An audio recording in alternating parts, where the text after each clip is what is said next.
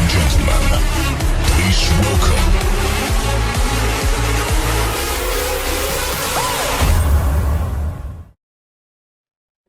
And we are live here once again. Everybody knows every Tuesday at 8, it's time for another insightful edition of the MCW Cast.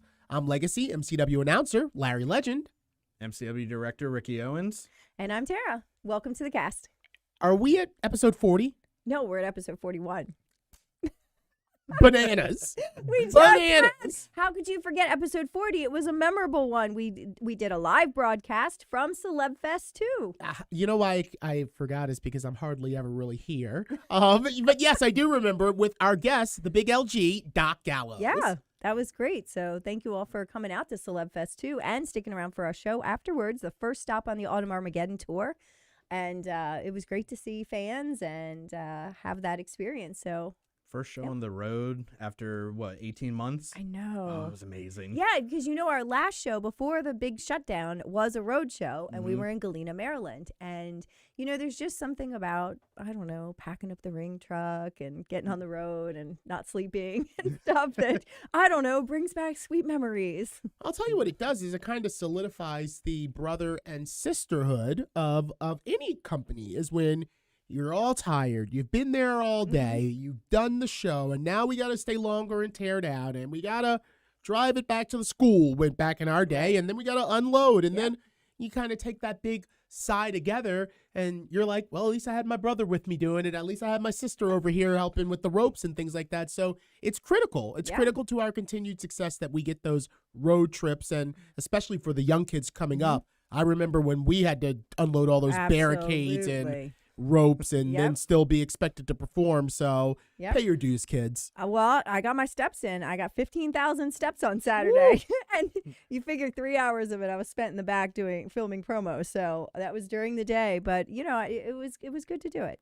But another thing, if you want to get your steps in, so to speak, with your ears, be sure to be listening to us on all the podcast platforms: Apple Podcasts, Google Play, SoundCloud, Spotify, Stitcher, Pocket Cast, Breaker, Radio Public, CastBox, and of course, YouTube, Twitch, and Facebook. Thank you for watching and listening. That's right. And thank you to all our Coffee Club members. I don't think we've shouted out the Coffee Club members, but that is still... We should do that. That's still going on strong. We enjoyed all the iced coffee over the summer. Now we're transitioning back into the cool months of the year. So we'll be having some hot, fresh cups of coffee thanks to a lot of your contributions out there, the MCW faithful. So thank you to you all. And hey, shout out Dr. D for actually participating in last week's live podcast. He had one of the questions for the big LG Doc Gallows. Yeah, absolutely. So participation counts, and we appreciate everybody. I think there was another fan that was in attendance that had a question, so we appreciated that, and so did the big LG. Yeah, and, we've got these road shows coming up. We've got, in fact, we have one this week, not quite too far down the road, but Friday we've got Monster Mash, October 29th. That's so, right. Whenever we do these shows and we bring in a guest, it's very, very, very likely that the day of the show, we will sit down with one or more of our guests for an in-depth special episode of the cast. And if you are in attendance, you can send in those questions. You can ask your own questions or send them in. Indeed. We are happy to answer them, and our guests really enjoy that interactive quality of the podcast. I got a kick out of the fact that, like as I say, every week it's time for another insightful edition.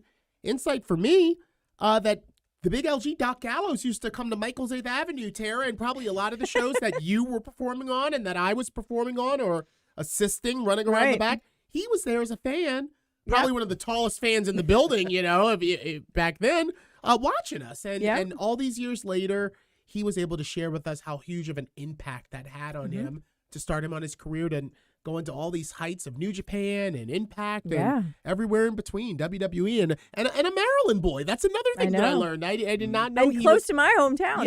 Yeah, so he's from Western Maryland. I'm a Western Maryland girl as well.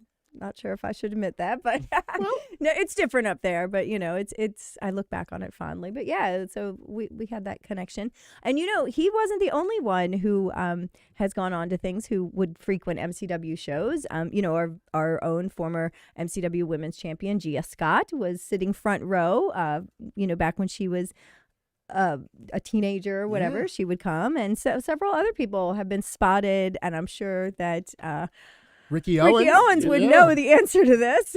But I'm just thinking of G off the top of my head. But yeah, we've had lots of people who have started out as fans and then, got bit by the bug, so to speak, and have signed up. Yeah, I still remember clearly when I was watching Monday Night Raw back in around 99, 2000, that commercial. Have you ever wanted to get out of the crowd and into the ring? So, it works. The words of Axel worked on me, and that just keeps on going on throughout the years, and here we are today.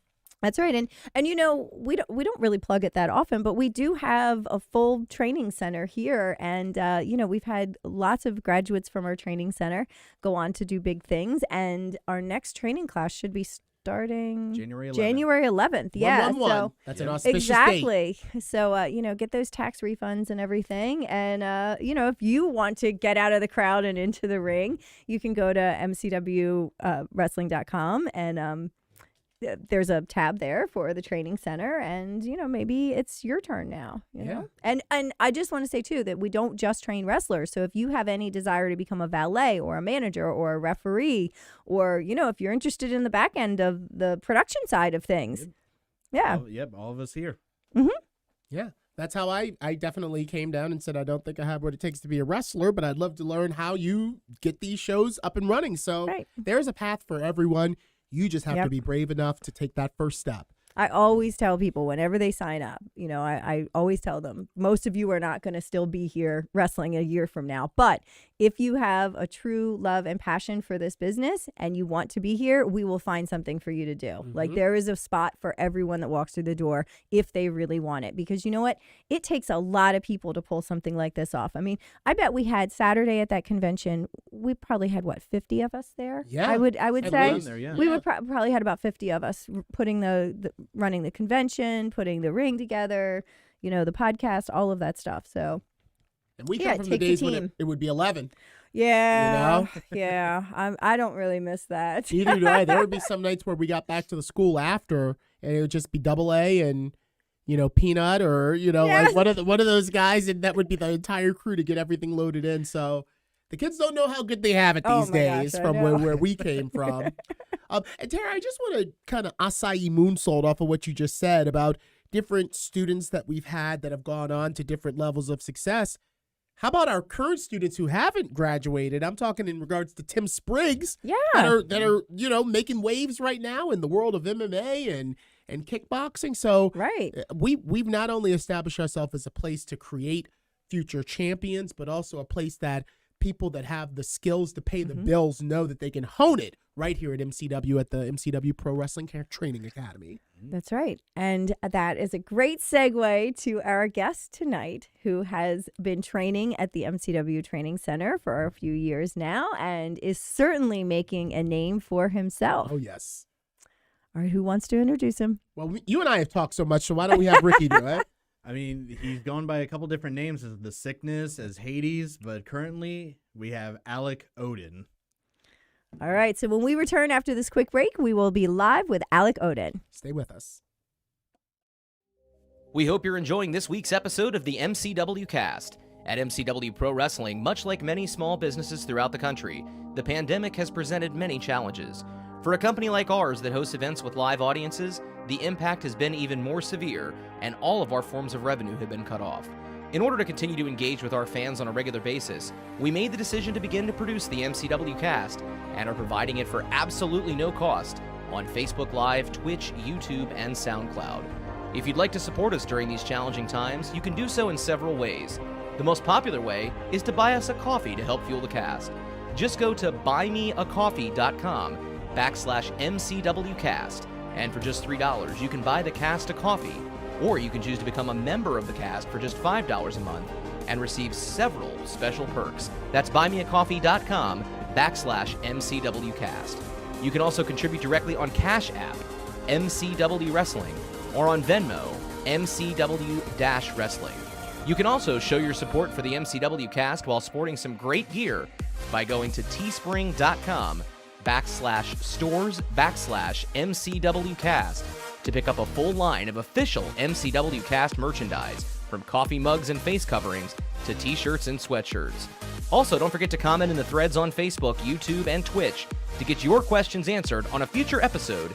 And you can also send us a tweet using the hashtag AskMCWCast. Thank you for your support, and now, back to the show.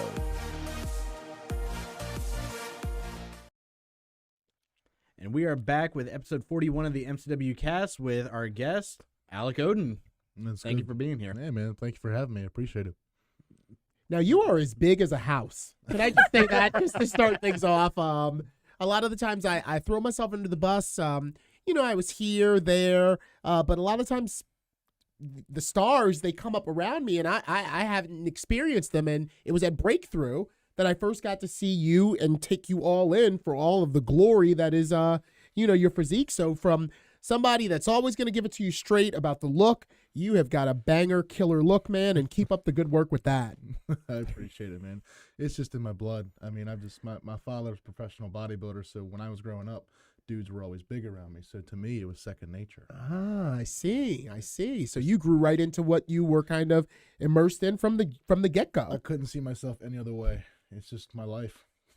Well, then that means that you're tailor-made for our industry. So It's true. Yeah. I'm lucky they do coincide. The bodybuilding mentality and wrestling work well together. So.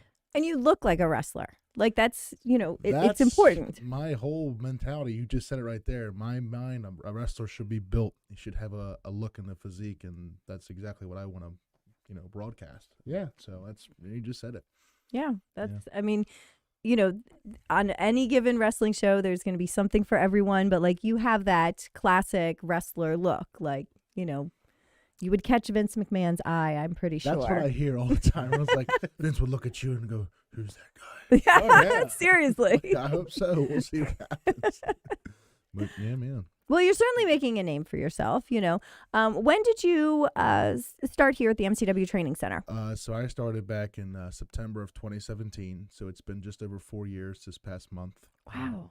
And I wanted to get started early. I graduated high school in 2017, and I got started right after that, end of the summer. I didn't want to wait because I knew this takes time, and I didn't want to postpone the process.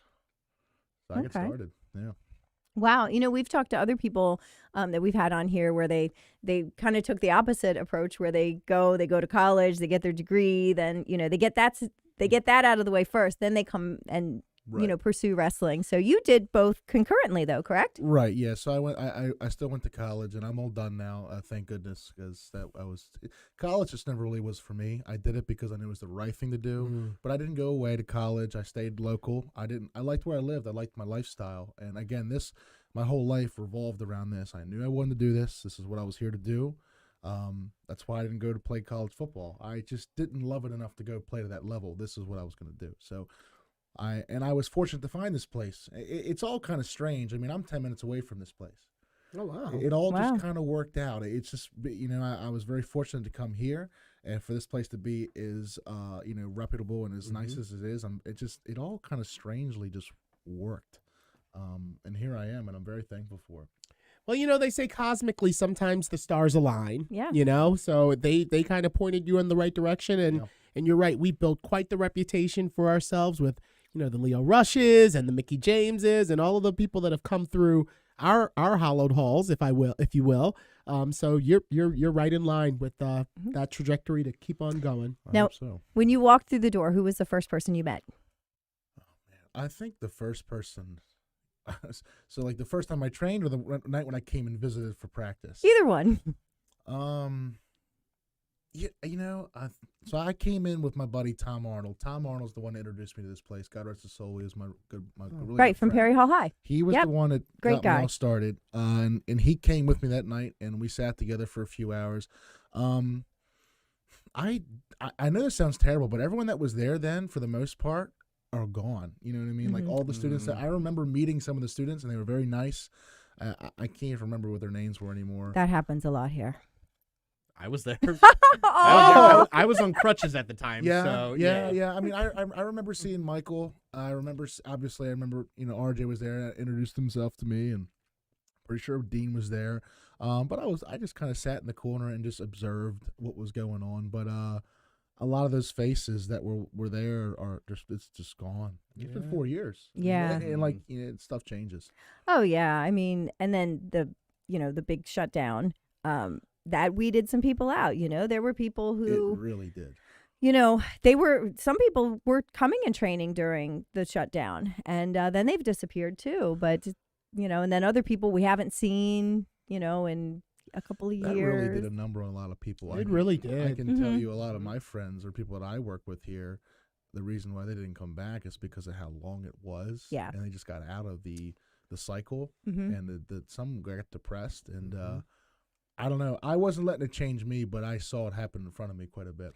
Well, it takes a certain kind of discipline, and you, with your bodybuilding experience, has that's something else that is similar to professional wrestling, is having that discipline and that mentality. So your dad was like a competitive bodybuilder? He was a competitive bodybuilder. You ask anyone that kind of knows the bodybuilding industry in Maryland, they would tell you that he was one of the best in Maryland. I mean, he competed against the Kevin Lavronis of the world, and Kevin Lavroni is probably one of the best ever.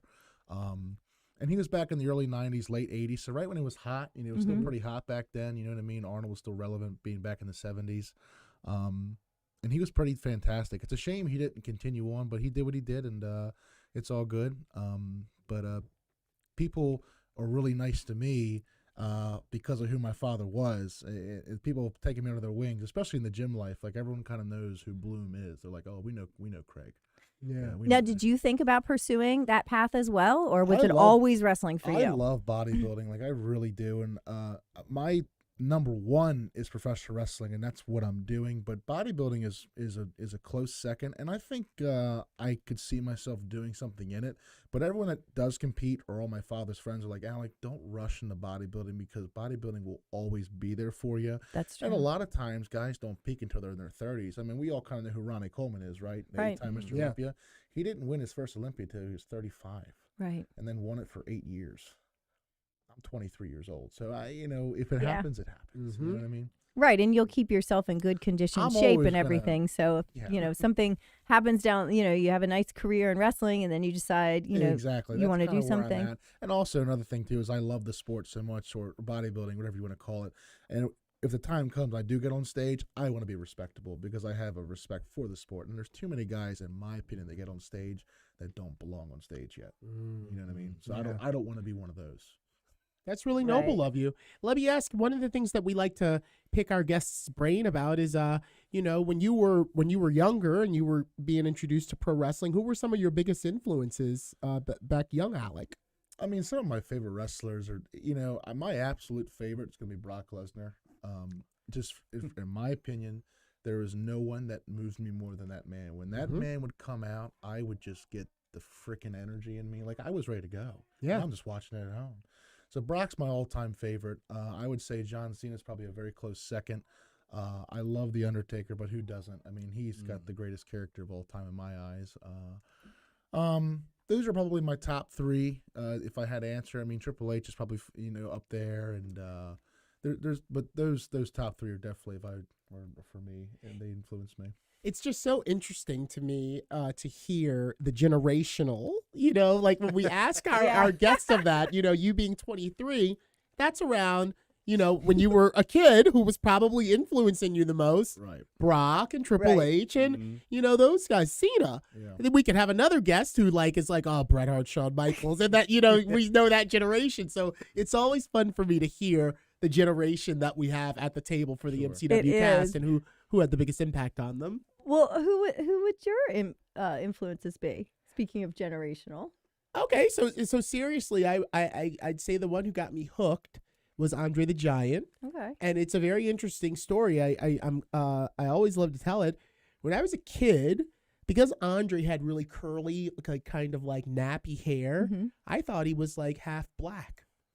So, in my generation, the early 80s, there wasn't too many black No, wrestlers. You're right. True. But yeah. Andre was not only someone who I thought, because of the olive complexion of his skin, he had a little bit of like pigment to him.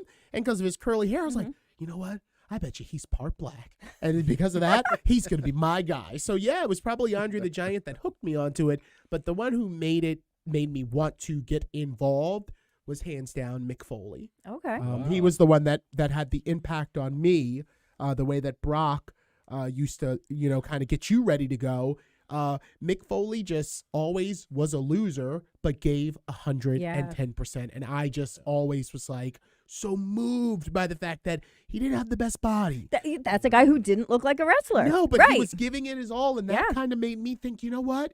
Anybody, if they put their mind to it and put their heart into it, can do anything. You don't have to always look like Hulk Hogan or, one of these svelte guys. So, yeah, Mick Foley and Andre the Giant for me. I like that. I like that. Right. Pretty good. Yeah.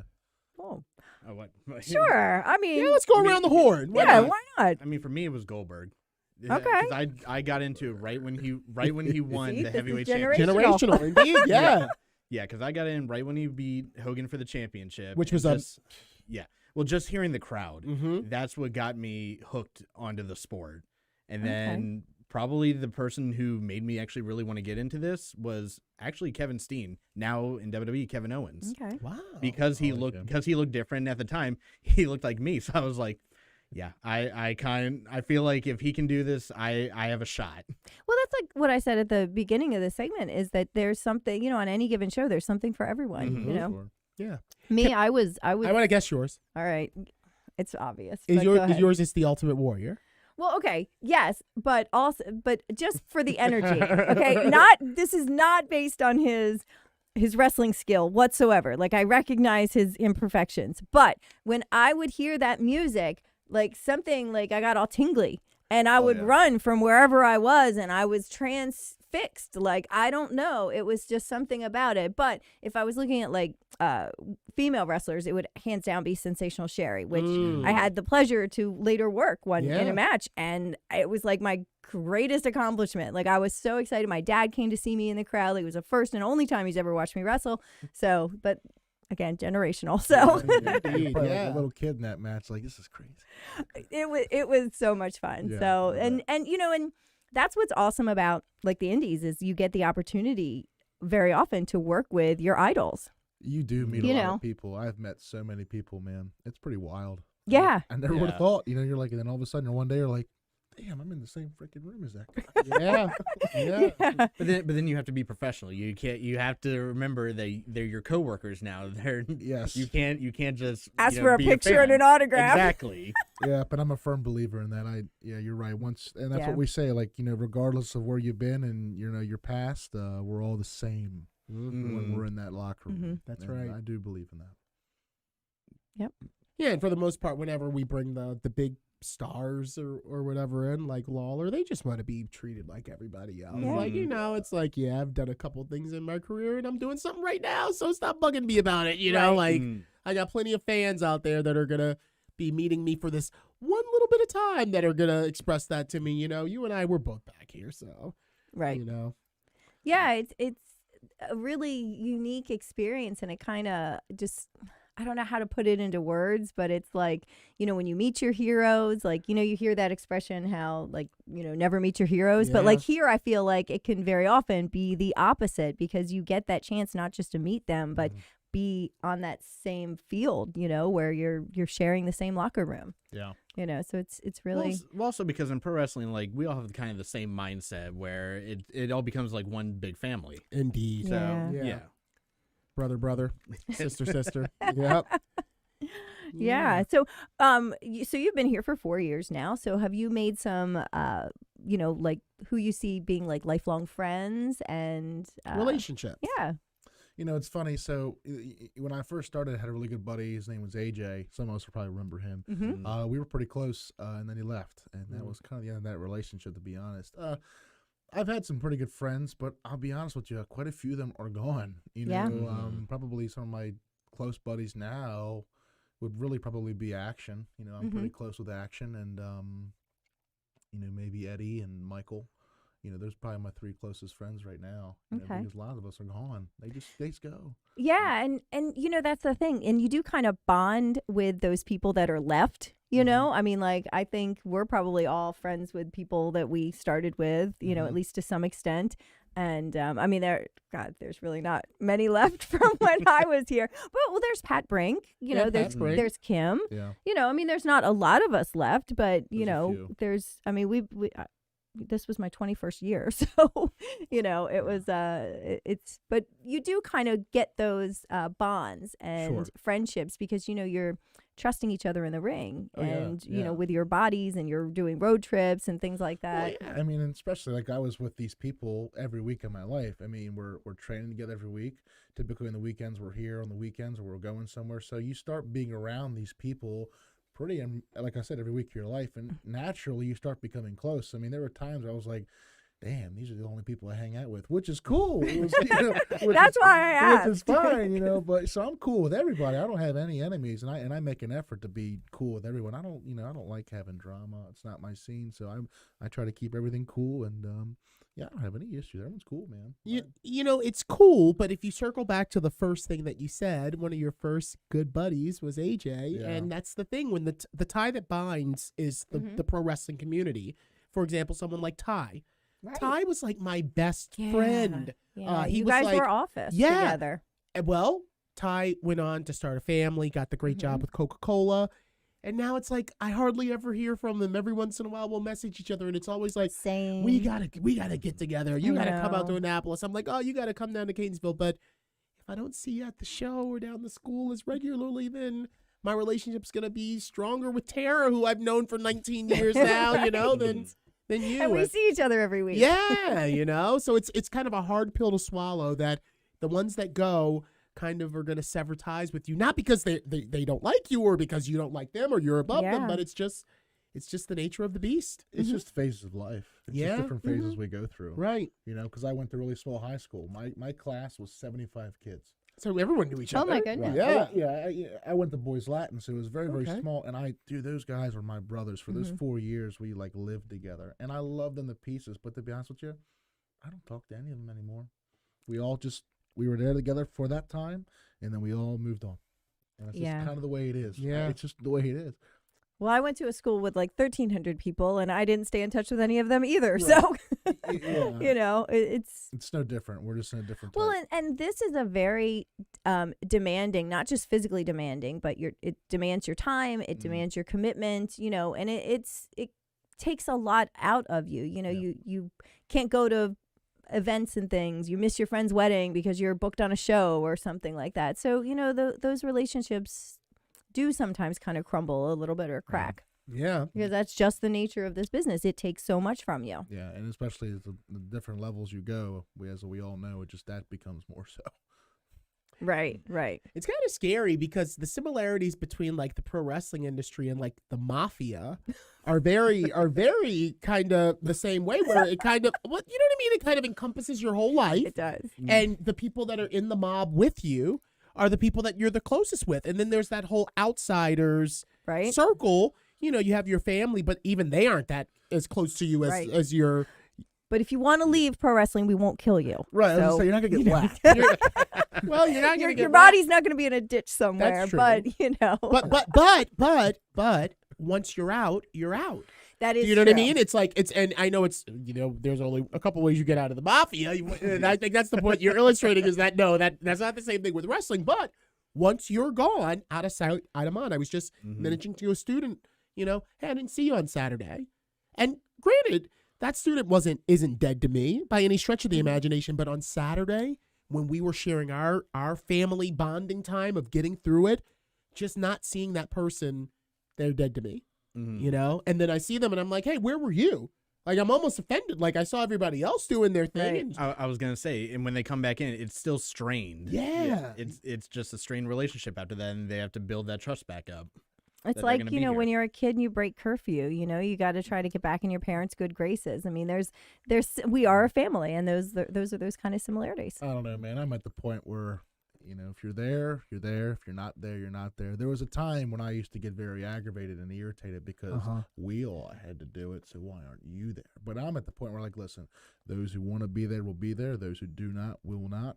And I don't really care, because I had plenty of men. I had plenty of guys with me, and we got the job done. And quite frankly, we didn't need you anyway.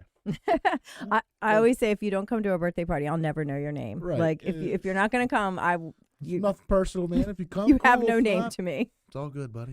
And you are definitely someone whose name should be, I'd want you to know my name. You're on the championship committee. So Yeah, there you go. yeah. Well, we're going to take a quick break, and when we come back, we're going to talk about your career here in MCW and, what's on the horizon. So stay with us. Cool.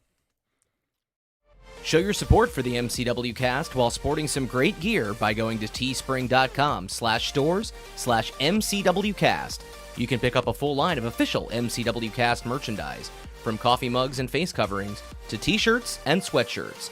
Visit teespring.com/stores/MCWcast. Fuel the MCW Cast by visiting buymeacoffee.com/MCWcast. And for just $3, you can buy the cast a coffee. Or you can choose to become a member of the cast for just $5 a month and get several additional perks. That's buymeacoffee.com/MCWcast. All right, we're back here in studio with our special guest, Alec Odin. Before we left, we said we were going to talk to you a little bit more about your career to date here at MCW. I'm curious. We know that when you first came in, you didn't really recognize anyone. Do you remember at any time during your early part of the training, was there a time where you just were like, you know what, I don't know if this is for me? Yeah, you see, like I was so mentally set on doing this. Like, how one of my big idols in my life is Arnold Schwarzenegger. And Arnold will always tell you about having a vision. Well, my vision was professional wrestling. I just knew this was what I was going to. I loved it. Nothing else made me feel this way. So it was always part of the plan for years and years. And so this was all set. This was all preset. And I knew this was it for me. So no, I never really ever felt upset or negative or down about it. I trusted the process. I had great coaches. I had a great mentality. I had a great drive, and I felt great through the process. I really was never at any point upset about anything. I always ask that question because I do remember there were times where we were just talking about at the beginning of the cast where, Too Dope or someone would yell at me or, really like deflate me after we had driven for like 3 hours to get to Chestertown and unload the ring. And, I talked back to Too Dope and I was like, I don't feel like these guys yelling at me. So, but, I stuck with it. So I always like to find out from our students that graduated and made it. Was there ever a time at the beginning, those first couple of times where you were like, maybe getting the burn underneath the bicep from or the shoulder blade from hitting the ropes, or anything like that where you were like, I don't know if this is for me, No, man, I was an athlete my entire life, so this was just another thing for me. But I will say it's the most difficult thing I've ever done of all the sports I've done, for sure. And getting yelled at, oh God, yeah, man, freaking RJ would would yell us, but I was also used to that. Right. I've been used to that kind of coaching style. So when he did, I was just like, well, I've been yelled at my entire life. I'm used to this kind of treatment. So Right. Well, and you got the kinder, gentler RJ, so there was a whole lot less yelling, if that's any consolation. But I do want to tell you one thing that he said about you. This was I guess it was the fall before everything shut down, was that he was just so impressed with you, and he was like, this kid's got it. And he was like, he's going to get people interested in him any day now. And, of course, then everything changed. But he had such belief in you. Like, he saw that same passion that you're describing. Like, he saw that in you very much. So, I don't mean to make you sad, but, No, so I know you guys were tight and everything. But, and that's the thing that separates people when they walk through the door, is when they have that passion. And, it just exudes from them, and you can see, and they're not going to give up, even if, like you had mentioned, Larry, like, was there a moment that made you want to question it? When they don't have those moments and when they don't give up, that's when that they're here, and they're really going to be serious about it. Yeah, so, buddy. And now you have a reputation of being a go-to guy. If we want something done, we ask you. Yeah, I mean, but I love it, man. Like, again, this is what I want to do. So if I'm involved, I'm happy, and I enjoyed the process. I'm just I'm so eager to go to the next level. I'm just doing everything I can. I'm playing my cards, and I'm just kind of waiting to see who bites at this point. You mentioned the process, and that was what I wanted to talk about in this segment was, we know you as Alec Odin now, and as Ricky mentioned at the beginning, that's not your only character that you've had. So You know, so take us back to you made your debut as the Sickness. Yeah, so the Sickness was always my idea because, I always believed in I always liked gimmicky characters. Again, kind of Undertaker's one of my favorites. I love the Boogeyman. I loved how the Road Warriors would paint their faces. I kind of like that look of being different because in professional wrestling, we're always trying to find a way to be different. So Stand I kind out. of visualize this creature or this anomaly of this Sickness character with the green eyes and the black makeup, and he's all dirty. And then the Mohawk came around. I was like, there's not too many big white dudes with blonde hair, so I'll paint my hair blonde. You know what I mean? And ironically, RJ and Dean, and no one liked this character at all. They hated it. Rich hated it. Everyone hated it. Like, I'm not kidding. But I fought. I was like, I'm doing this. Yeah. You had shirts made. You had the contacts. I believed in it, man. And damn if it didn't do pretty well. I mean, I sold a lot of shirts. A lot of people liked it. We talked about that this weekend. I loved it, and I think I had a great little thing going. And I'm definitely kind of bummed I don't still do it. I can't tell you how many fans come up to me and are like, Alec, well, what happened? Like, why did you do that? And it's a whole other funny story, and and I can explain that, but sometimes I really question maybe I ought to bring it back because I have so many people bring it up still. Well, that's one of the best parts about pro wrestling is that, the fans will create an emotional attachment to your origins. Right. And then they'll always remember it. And they're in the world of wrestling, anything can happen. So we could do something somewhere down the line where the Sickness emerges in, maybe. It could be like Mick Foley where, Exactly. Yeah, I'm getting McFoley, at. Jay Lethal from time to time will bring out Black Machismo. Yeah. Right. Yeah. I'll always keep it in my back pocket, and people have told me to do that. I think I had something going there. I really do. It's just a shame because right when I think everything was really starting to get hot and starting to process is when we shut down. Right. It really was, man. Right. I'm telling Yep. you. Because that weekend they had me going to Hollywood, and that I was in the main, and that was looking really good. It was going to be a match between me, Andretti, and Dante, and I was really looking forward to it. That was going to be good. The following day, I was wrestling with Orange Cassidy here. So I was pretty excited. Yeah. Yeah. It just never happened. Wow, that sounds like a hot match, Andretti and Dante and you. I can only imagine. I'd like to still do it. All right, well, that's it. There we go. All right. Well, I mean, we might know someone that could, put that in the works. We So might know someone to know someone. Well, I was first introduced to you, I believe, as the second iteration of Alec Odin, which was Hades. Right. So what happened was, and this is really the true story. This is what happened. So we started coming back to training after the COVID, I guess, started to kind of get better, and we were able to start working out here again and start working, and then I swear to God, like one of the first days, RJ comes over and goes, Alec, I need to talk to you. I'm like, okay, so here we go. So Dean and RJ sit me down, and they're like, Alec, listen, Vince McMahon, this is word for word, Vince McMahon is not going to hire someone named the Sickness after a real sickness just killed hundreds of thousands of people around the world. And I'm like, I'm not like, wrong. I'm like, are you freaking kidding me? Like I got so much stuff. Right. Well, You had merchandise. Well, not to mention your catchphrase, everything the sickness touches dies. So it's like, Oh, wow. yeah. So So, it's like, the whole idea was, it was bad heat. Like, there's good heat in this business, as we know, and there's bad heat. And they foresaw this as bad heat. And listen, I mean, Dean been doing this forever. Artie been doing this forever. Dan. And I was like, I'm going to trust these guys' opinion. I wasn't happy about it. I was pretty bummed. But I was like, I respect these men. They've been doing this their whole lives. Okay. So that's what started me thinking, okay, well, look, when I kind of like these gimmicky characters. What about some Greek mythology? I like Greek mythology. Yeah. Okay. So, and I like these dark characters. So I was like, how about Hades? The king of the underworld, the bringer of death and all that. I'm like, I like that. So I started kind of doing the Hades gimmick, but I changed my hair to black and then the red eyes and the red kind of look and like this kind of, underworld character. But what I quickly realized with this character is, although I liked the way it looked, how do you hurt a god? How does a god sell? Gods Right. don't get hurt. They destroy True. everything Right. without a scratch. So Right. I thought in wrestling, this isn't going to work. It's I'm boxing myself in too much, and then one day, I had Patrick Brink and Dean, and I mean, for years, Joey Murphy had been in my ear for years. I'm not kidding. He was always telling me, they're like, Alec, you just need to be yourself, turned up times 10. Like, you got a unique first name. Let's think of something, but you just need to be you turned up times 10, man. Be your own version of Lesnar. Be your own version of Goldberg. And I was like, you know what, guys? I've been fighting you guys for 4 years. about this stuff. I'm just going to listen to these guys. They've all been doing it for so long. I respect everybody that came up to me. So I was like, let's just do it. And that's where we're at, more or less. I mean, that's why Alec Odin came around. Well, how'd you come up with the Odin part? So Odin, I swear to God, that was a lot of guy who helped me a lot with that was Brent. Brent helped me out a lot with that. He's a pretty smart dude. And we're like, we like Alec, but what can we do something with it that kind of flows well? And like he gave me like a whole list. And I was like, I like Odin. You like Odin? He's like, Alec Odin. That sounds pretty good. I'm like, all right, I like it.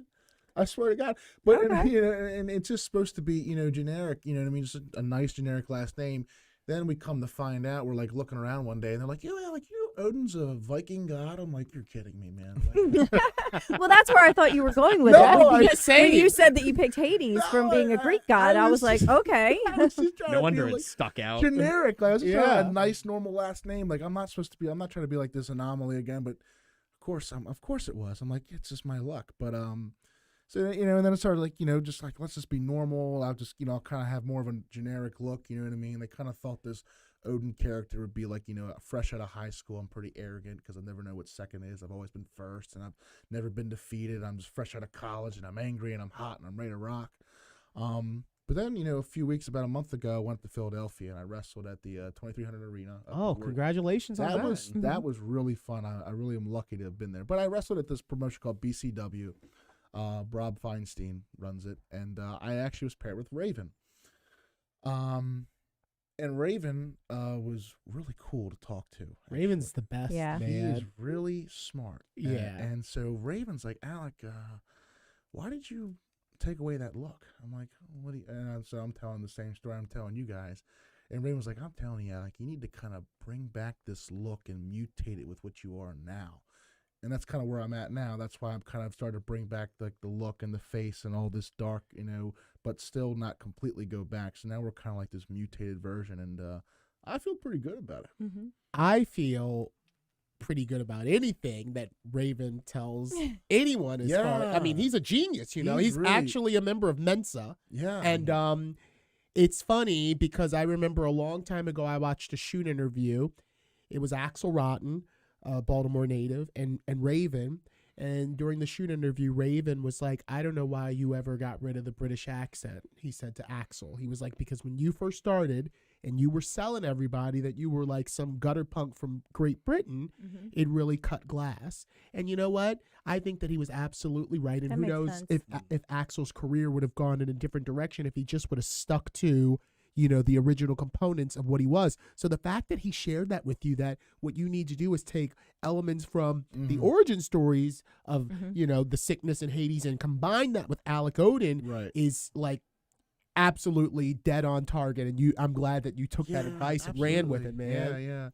Yeah, he was a great guy. And I'll tell you the funny thing about that day was I wrestled Guido, which was also pretty cool because he was pretty neat. They both had their serious doubts about me, man. They're like, I don't know what this kid's going to do. Like, you know what I mean? And I did my thing. I wrestled and it went well.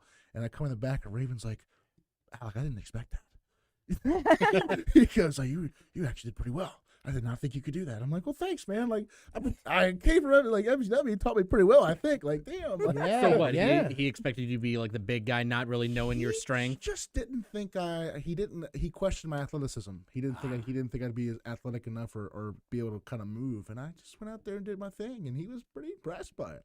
I was like, well, thanks, man. Yeah, and think of how many big guys that Raven and Guido and all of those vets have Exactly. come up around that have been the drizzle and you know what. Right.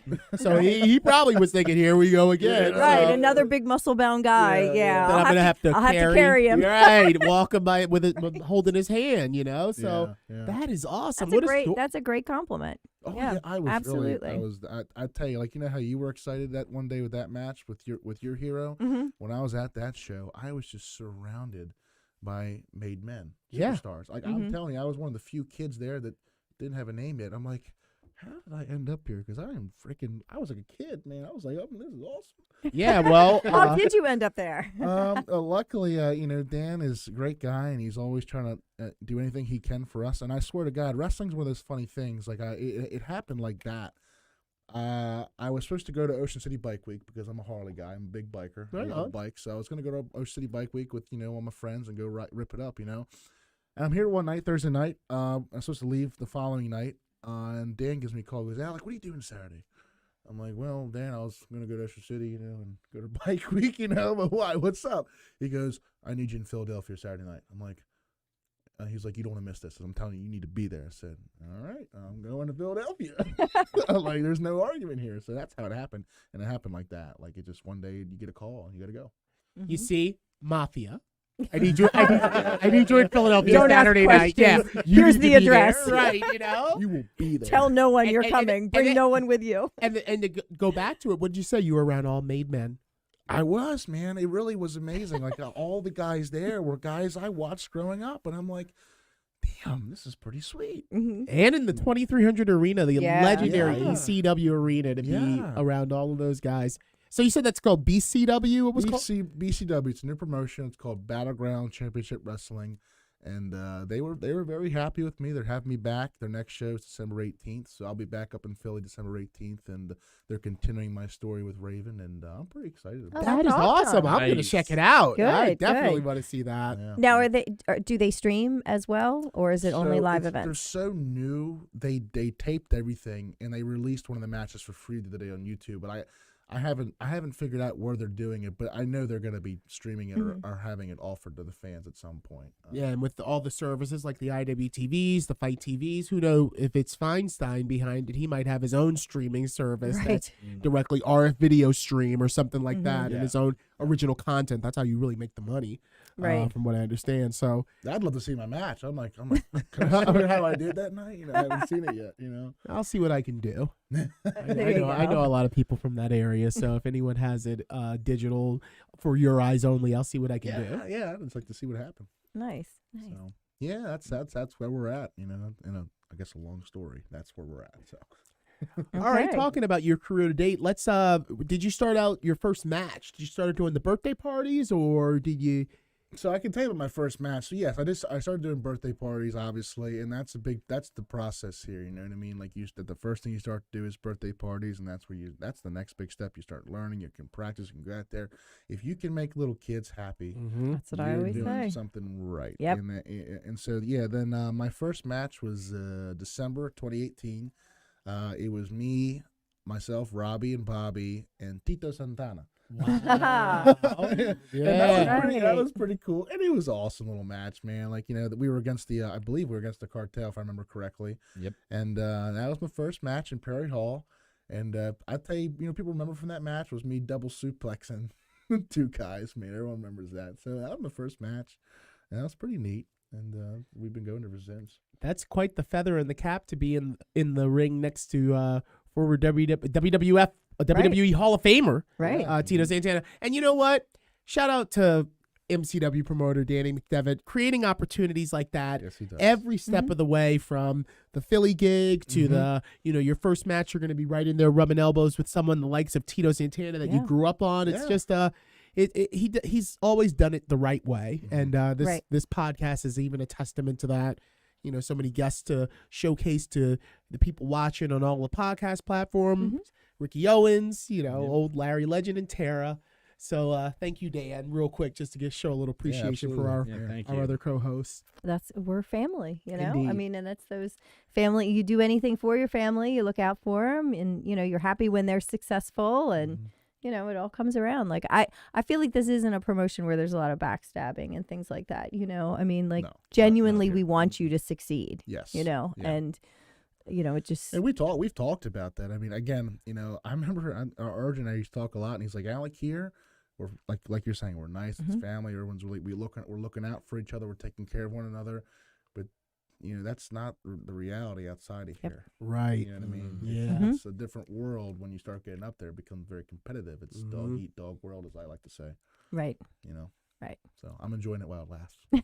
Yes, please do. All right, we're going to take another break, and when we come back, I want to hear about some of the places that you want to be working, Sure. and find out some of your future aspirations. So stay with us, and we'll be right back on the cast. We hope you're enjoying this week's episode of the MCW Cast. At MCW Pro Wrestling, much like many small businesses throughout the country, the pandemic has presented many challenges.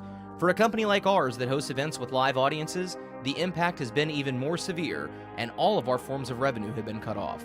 In order to continue to engage with our fans on a regular basis, we made the decision to begin to produce the MCW Cast and are providing it for absolutely no cost on Facebook Live, Twitch, YouTube, and SoundCloud. If you'd like to support us during these challenging times, you can do so in several ways.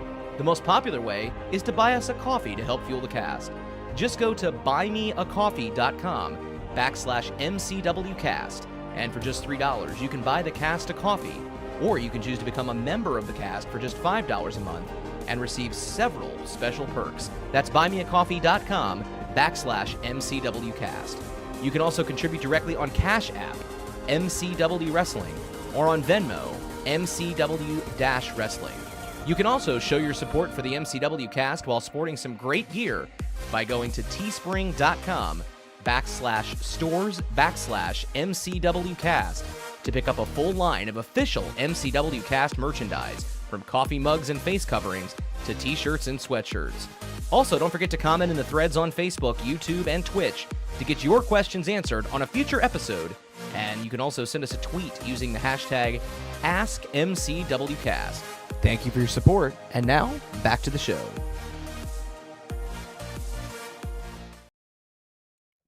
And we are back with our special guest, Alec Odin. Now, you posted a video not too long ago I just saw, and it was, I believe, a tryout for Impact Wrestling, right? Right. Yeah. Yeah, you want to tell us a little bit about that? Yeah. So how that I came about? noticed that Impact was having an open tryout. I saw it actually posted on the School of Morton, and I said, well, why not go? You know, I mean, anything's going to be good. It's going to be good exposure. So I messaged him. I got through, and I was like, do you have any more spots available? I'd love to showcase my abilities. And they said, yeah, we still got spots. I said, fantastic. So got my spot reserved. It was it just took place. It was October 10th at the Sunday at the School of Morton, Ricky Morton Schools down in the Chuckey, Tennessee. So it was like a 8-hour drive from Baltimore here, but I'm cool with it. It went pretty well. It was pretty interesting. So the guys who were advising it, we had Scott D'Amore, who's what I was interested in seeing. We had Gallows, and he was there. So I was with him the last 2 weeks, ironically. And Ricky Morton was there as well advising. And then there were 3 rings. There were 100 wrestlers, so about 33 per ring. So it was, a lot of people there. And so, ironically, one of the first things we did were just front roll, backwards roll, and quarter roll. And, in wrestling here, that's one of the first things you learn is the rolls. So I went in there, and I rolled quietly, controlled my body, stepped forward with my left foot with the fighting stance. And you would be surprised how no one else did that. So as soon as I got done on rolls, I got out of the ring, and Scott D'Amore pulls me aside and goes, "What's your name? Where are you from? How long you been training? How old are you? MCW in Maryland? Gotcha." I swear to God, within 5 minutes he talked to me. He didn't talk to anyone else. So I was right off the bat. I was like, damn, just from the way you freaking roll can say a lot. And then we did a few drills. He would have someone in the middle, and someone would slide in. He would call you the body slam, arm drag, hip toss, and see if you could do it and do it safely. And then we did a few spots, you know what I mean, and ran those. And then after all that, we did a match, and everyone had to do a match, and they gave you 3 minutes and 3 minutes only. I was like, damn, 3 minutes is freaking fast. But they're like, listen, kid, you're lucky if you get 3 to 5 on TV. That's I said, true. okay. So, and so a lot of guys during that tryout, in my opinion, when they had those 3 minutes, they were just kind of doing like these crazy spots or just throwing back and forth. Really no method to their madness. I was like, They weren't telling a story. Right. I'm like, I'm going to try and do my best here to tell a little story. So I picked my opponent. I specifically picked a smaller guy on purpose. I could tell a big man, little man story. And I've watched so many matches. I have so many matches in my head of like sets I can do. And I just went ahead and did it. And damn if I didn't pin that guy on 3 minutes on the dot. I think I did pretty well. I think physically I stood out quite a bit. I think with my work I stood out. Gallows said right away he loved my look. And then I messed with him. I was like, I'm going to make you take the heat next weekend, okay? Because I think we knew we were working next week. So Gallows was cool with it. Ricky was just happy I told a story. I swear to God, he was just happy I told a big man, little man story. And then I talked to Scott, and I was like, Scott, what do you think? And he goes, well, Alec, he goes, I think physically you look more impressive than most of the industry today. He goes, your moves were impactful. You look safe. He goes, in my opinion, it looks like you know what you're doing out there. His only criticism was, Alec, he goes, in my opinion, it just doesn't look like it's clicked for you yet. Some guys talk about the light bulb thing, you know what I mean? He's like, listen, there's nothing I can do about it or anybody. That's going to happen on your own. You know what I mean? I was like, are you kidding me? Like, really, man? Like, what the hell? But I talked to Dean afterwards, and Dean's like, I wouldn't worry about it. Like, I know what he means. I wouldn't take it as a negative. But all in all, look, man, I did my best. I showed up. I showed up ready to rock and roll. I left with my head high. I did everything I could. And later that week, they had us email promo to D'Lo Brown. So I went ahead and emailed my promo actually last week.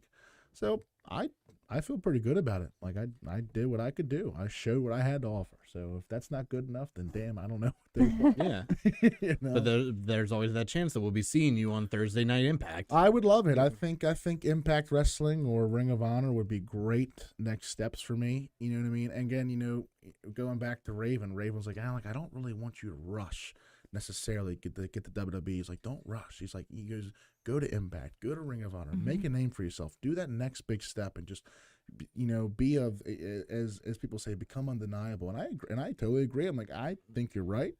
We share the same mentality.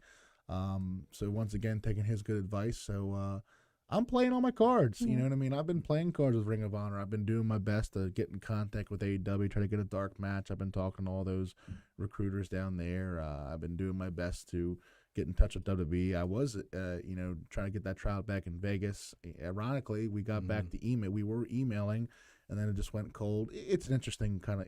A lot of the wrestling doesn't make sense sometimes. It's like I can't understand why that happened or what happened, but I know I'm going to end up somewhere. I fully believe it. I really do. I know it's going to happen. It's just a matter of when it's going to happen. So in my time, I'm doing everything in my power to see who bites. I'm fishing, and I'm like, who wants me? I'm ready to go. Well, I think that's really good advice too, because of course WWE's got the reputation of buying up the big guys that have that look, and they buy them up and then they just sit them there, so you're not learning, you're not growing, you're not, getting better because you're basically not doing anything, but they're buying it so no one else can have you. If I can't have you, no one will, Exactly right. They're like a jealous boyfriend or something. But, so I think that's really good advice to, just keep your options open. I agree. So that's where I'm at. What about like indies? Are there ones that you've got a list? I know some of our other people who have gone through the training center have done those vision boards, where they put all of them up there. Obviously, we're MCW is one of the best. I mean, I would argue top 10 in the country. I know, absolutely. Dan will say top 20. I think top 10 really. So I'm already fortunate enough to be here. I'm very lucky to start. I'm working for BCW now, which is awesome. I mean, I'm really fortunate to work there now.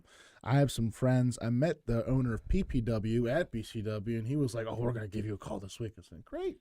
So I just kind of make connections as I go, and I think the secret with the indies is, you kind of go with your buddies. Like, if Action's going this weekend, I'll go with them. If Mike's going or Eddie or whoever's going, I just get in the car and go.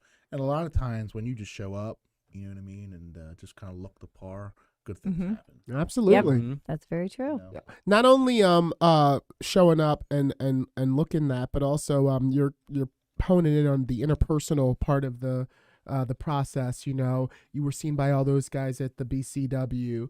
You did the thing with Impact. Yeah. Then you have Gallows the very next week. Yeah.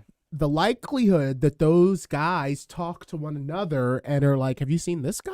Right. is higher. And that's what I do. Like I specifically made sure I'm very respectful. I make sure they knew I was there. I make sure my presence was known. And especially with Gallows and Scott, I was like, I wanted them to remember I was there. And that's why I told Gallows, I'll see you next week. Make sure he knew we were working next week. And sure enough, when I saw him this past weekend, I was like, "What's up, dude? It's good to see you again, man." Hell, I was surprised when I saw, because I worked with Ricky Morton in Philly. So I told him, "Hey, I'll see you at the Impact tryout." And then sure enough, when I showed up that day, he came up, gave me a freaking hug. I was like, this guy just gave me a hug. I mean, Alec, take it from somebody that's been doing it for a while. You're doing it right. You're doing everything. Yep. You're doing everything perfectly for, once again, those stars to align. Yeah. And for, we had another 23-year-old piece of gold around these parts not too long ago, and look at where that individual is. So, we are the proving ground and sort of the prep school for how to conduct yourself and how to get your face out there. And I've been coached well. Like I'm telling you, this all comes from here. I've been coached and taught very well. I'm just applying what I've been taught. That's great. Yeah.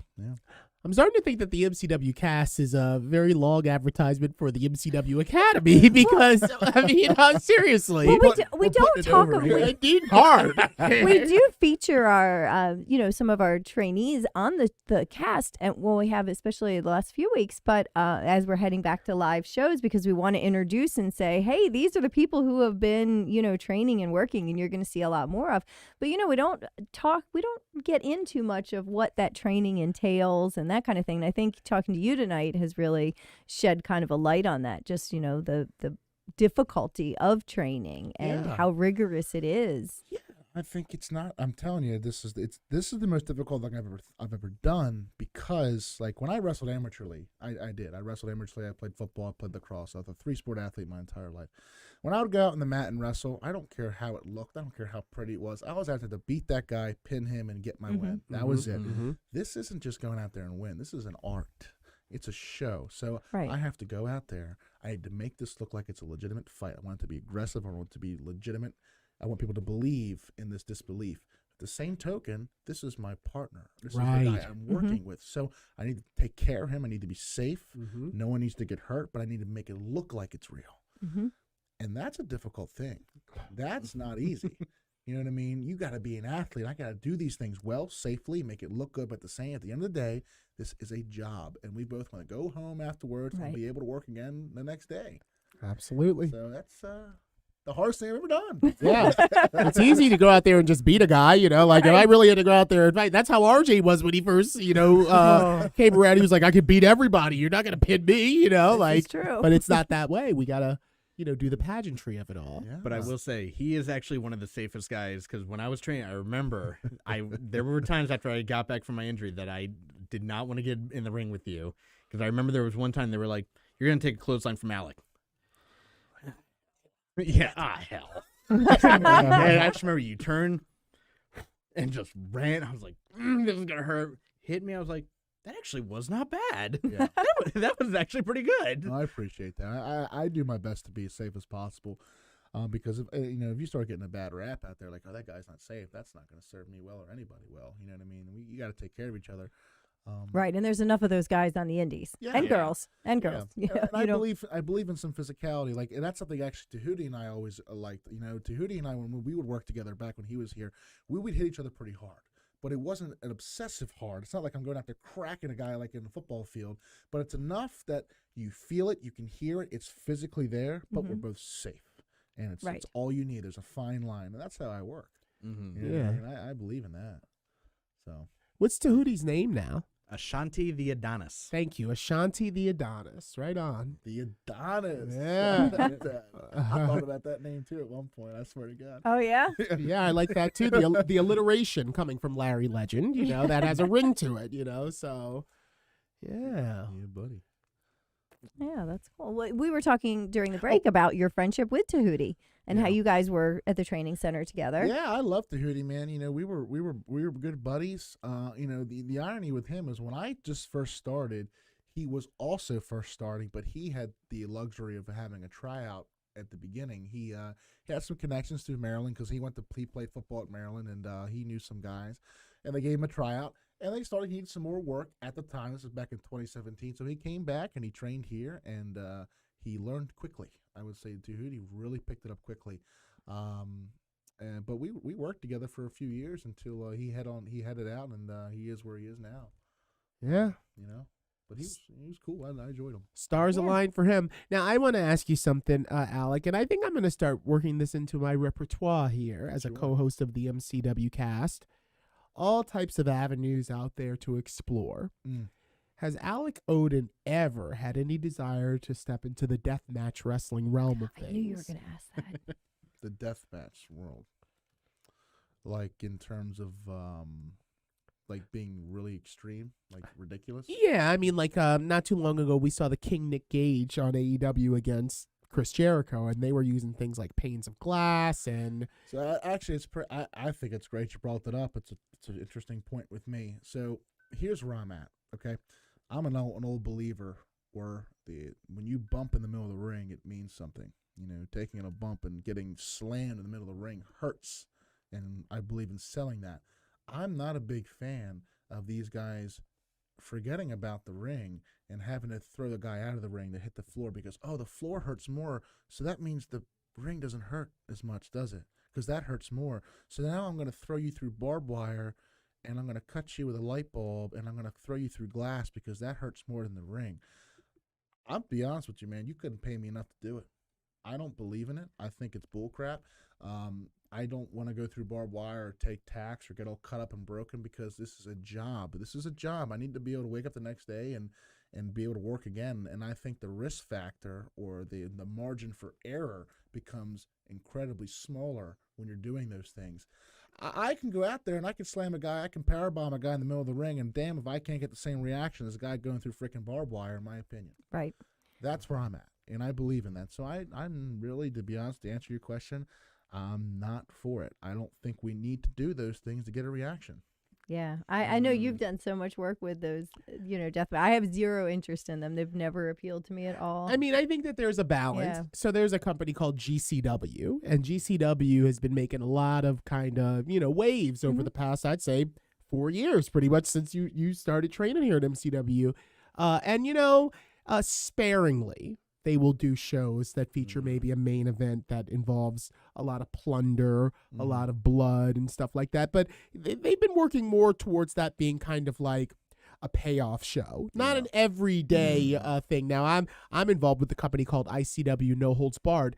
Every match is a death match on those shows. Okay, so I totally understand where you're coming from, but with wrestlers like John Moxley, who kind of has a background in a lot of that dirty, what we call dirty wrestling, kind of introducing that here and there into like an AEW, I think that is only something that can make the show more exciting at times. Because it's a variety. I can't argue with that. I mean, it is like, if I'm a fan and I'm watching, I'm going to be like, holy crap, like that's freaking ridiculous. Those guys are going through glass. Like, it's going to suck.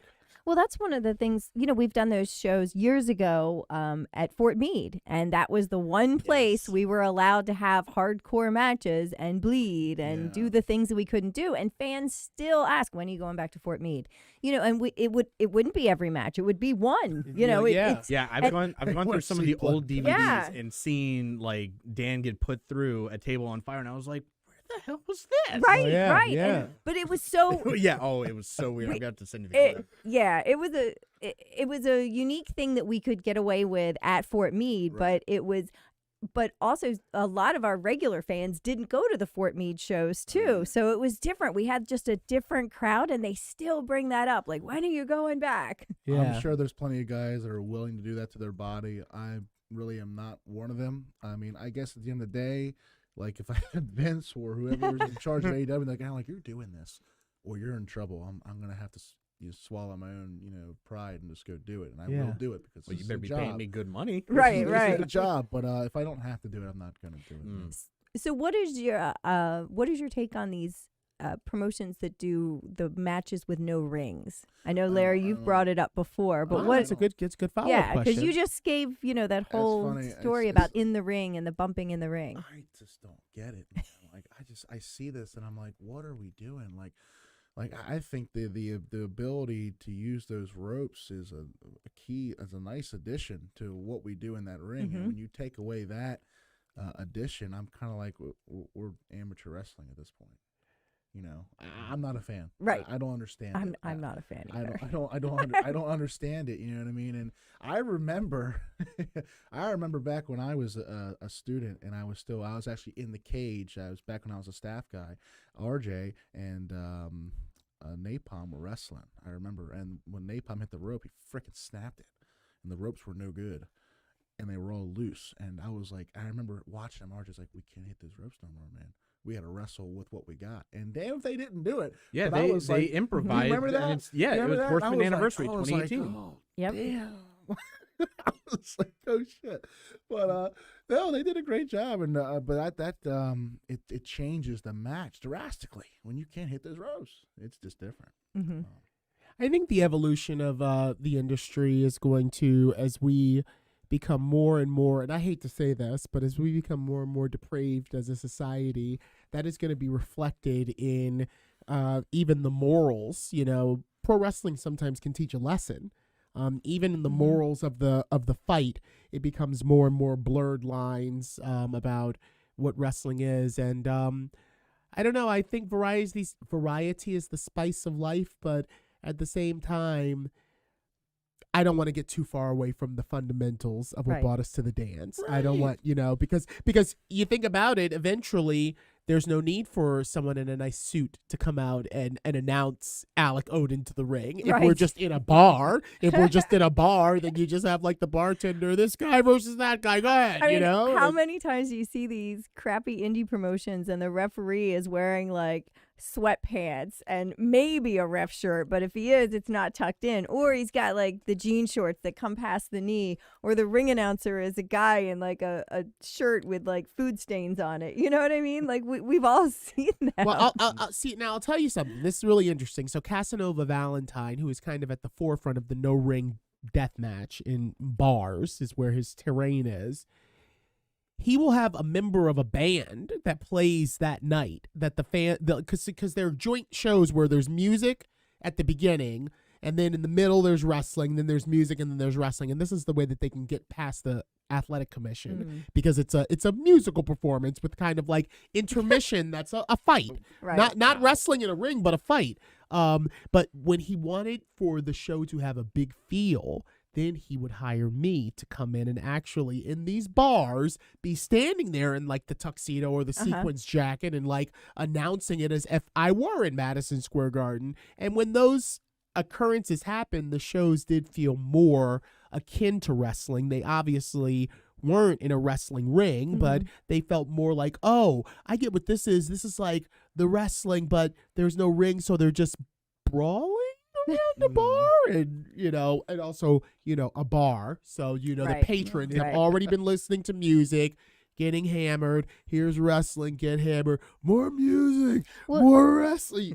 Years ago, MCW dabbled in that for a split second. You probably don't know this, but we were approached by one of the producers from the Springer Show about doing basically like a shoot fighting type thing, and RJ filmed a pilot for it, and we were in some hole in the wall bar in like, I don't know, I want to say Dundalk, but I want to maybe like Highlandtown, maybe it was somewhere over that way, but we were there on like a weeknight, like we cleared the place out, the producer gave him money or whatever to let us basically just sprawl in a bar. And this was way before its time because this wasn't being done. I mean, this had to have been 2000 maybe? 2004. I started in 2001. I started right after 9/11. Yeah, so okay, I was so around. They did one of the fights at my mom's house. That's Dino right. Divine and Tudo fought at my mom's house, and then you guys drove to the bar. Then we drove to the bar, right? But we did dabble in this kind of like bunkhouse, roadhouse kind of like. And nobody was doing it then. Nobody was doing it, but the producer was like, oh, we can, it's the wrestling without the ring, and people will want to see guys beat each other up, and it never went anywhere. The guys didn't even get paid for it. I never even saw the footage of it. Toby probably has that just in his personal collection. Just vanished. Sounds like a bad situation. I was gonna say, I don't know about you, but I kind of want to see this. But. Yeah, but now here, that is an actual, that's a thing, and that it's just interesting to me. So I remember when we were approached about it, I was kind of like, oh, really? Why? Yeah. But A few years ago, my work asked me if they hey, could you guys do a show in our bar? And I was like, there's no way. I'm like, we can't fit a ring in here and guardrails and staff, and your ceiling's too low. But they were really pushing. I'm like, you got to do it. I'm like, guys, it's not going to work. Well, now they did that with girls' shows. We did lots of shows in bars. We had in fact, there was a 12 by 12 foot ring. Oh my God. Yeah, that we would take to some bars, and there were places where you if you put your hand up like this, you were touching the ceiling. Yeah. Right, and it was terrible. I mean, the bar was literally right there. I mean, there were places that were so tight you couldn't even put guardrails and stuff. Yeah, so that's no good. It's different. It's not the same feel. I mean, it's a payday, but it's definitely different. Yeah. But you learn how to work in a different style like that. You learn how to cater to the bar crowd. You learn how to work in a 12 by 12 ring. Yeah. I mean, Right, okay, right. I'm like 5'0", so for me it was still like sizable enough, but for you it's like two steps to the other Those side. 16 by 16s are small enough, not to mention the 12 by 12. Well, there's no give on a 12 by 12 ring either, like because it just doesn't. rock. It is. It's not fun. Land on concrete. Right. But it's interesting to see these little kind of fringe promotions and styles that kind of run concurrently, and with the way you can stream anything anytime now, people that would have never known about this kind of style of wrestling now know about it. So Yeah. but I think it's safe to say that we will not see you doing this anytime soon. No. Yeah, I wanted to jibber jabber I a knew little you were bit. going to ask that. I knew you have were. to. I Well- wanted to ask that too. No, those were good questions. I'm glad you brought them up. Well, Brent a few episodes back said, Larry's kind of like the death match guy. He said he's off doing something. I was like, wow, you know what? After all these years, I kind of am. So, I can add that to the conversation. I have a question for you real quick, and I know we're kind of getting towards the tail end of our time with you here, but did you ever get an opportunity to work a match with RJ? No. Nope.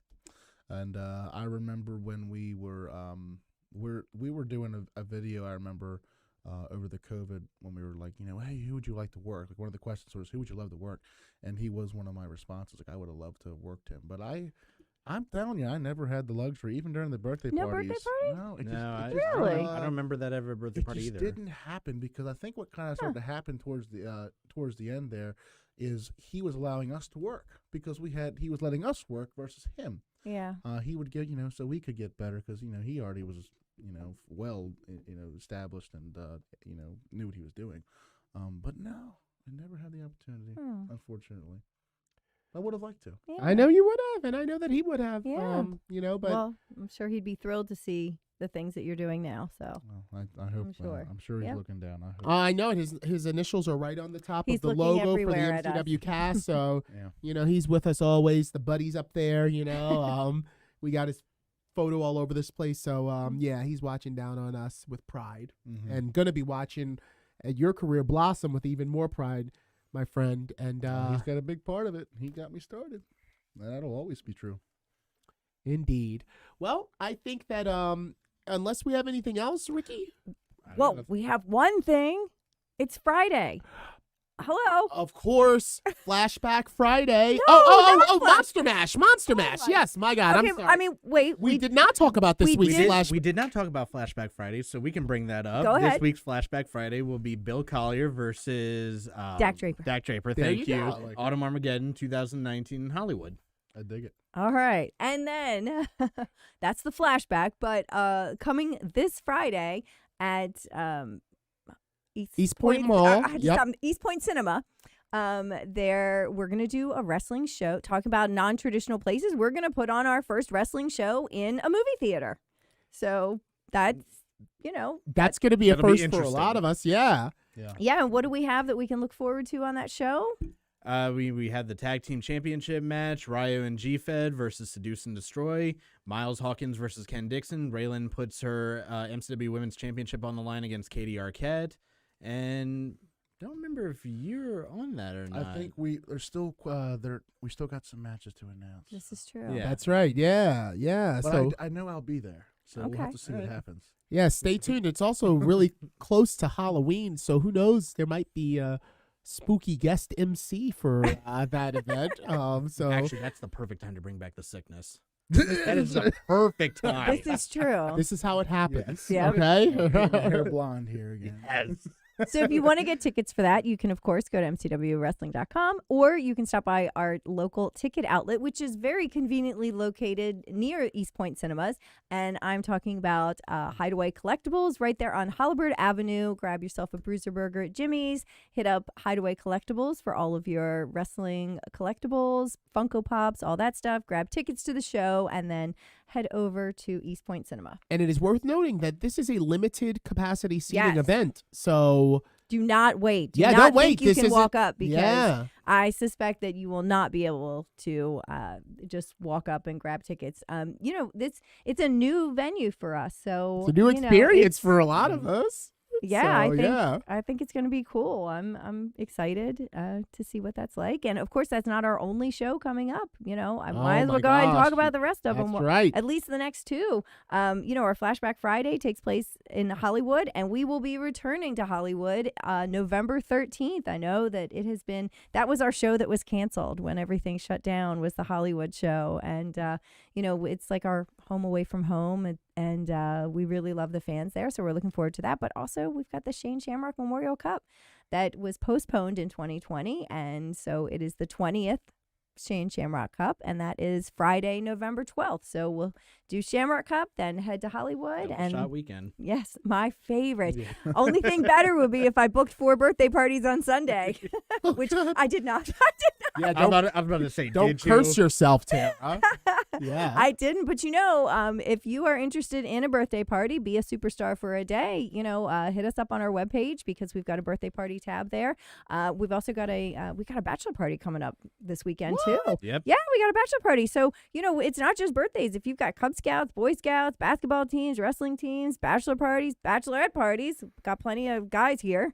Wedding if you just want a receptions? party. Wedding receptions, whatever. I've had people ask me about that before, actually. Okay. One of them is sitting at this table. I You know. actually offered. I volunteered. Yeah. Yes, I thought it would be great. But we can accommodate just about anything. So check it out.